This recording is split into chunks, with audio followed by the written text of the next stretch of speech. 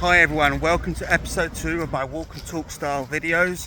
We are continuing to dive into the STEP principle: space, task, equipment and people. And in this episode we're going to particularly focus on space and the way that space interacts with and impacts the task, and the way that the people that you have will impact the way that you use your space. A good example would be to scale the size of your area.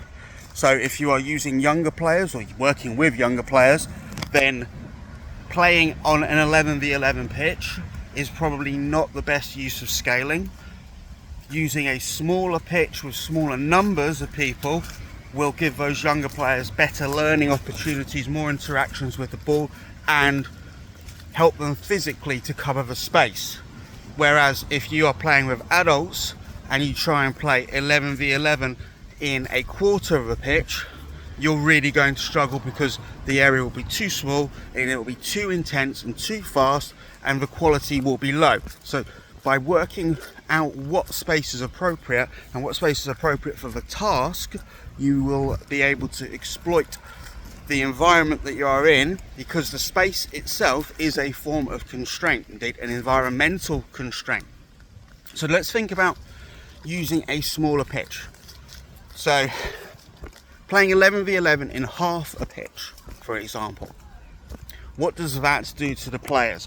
Well, it should create a more intense practice, one in which the players will need to make faster decisions, but there will be a trade-off with that. There will be certain actions that you'll be unable to do. Playing in behind, for example, will be a lot harder to execute in that environment. And if that particular action is the desired outcome of your practice, then the task and the space do not match up. What about using a larger space? So if we played in half a pitch but we were playing 6v6, we were playing across the width of the pitch, essentially making almost a 9v9 pitch, is that enough space to play in behind? It probably is, depending on the age and the actual dimensions of the exact pitch that you have.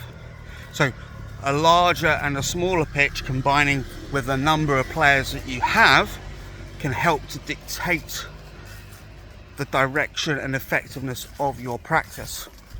When we talk about smaller areas, why would we use smaller areas? Why do you make a smaller space? Well, it used to be that you write, oh, making a smaller space would make it harder. As touched on before, smaller might mean more intense actions, less room to maneuver, less ways to get away with having a poor touch, for example.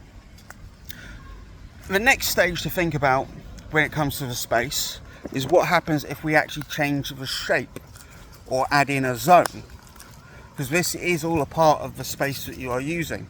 So we might put end zones in as targets. We might cut the ends or the corners off the pitch to create a funnel of sorts. We might put a square in the middle for players to play through and create a target there. We could put gates in. All of these factors impact the space that's being used, and the way that you do this will, as mentioned before, impact the task and the task that the players, the people, need to execute, as will the numbers. So here you can see how the elements of STEP combine together, and you can use them effectively, or indeed they might end up being used ineffectively if you don't have a good understanding of how they work together. Hope this is useful. See you next time.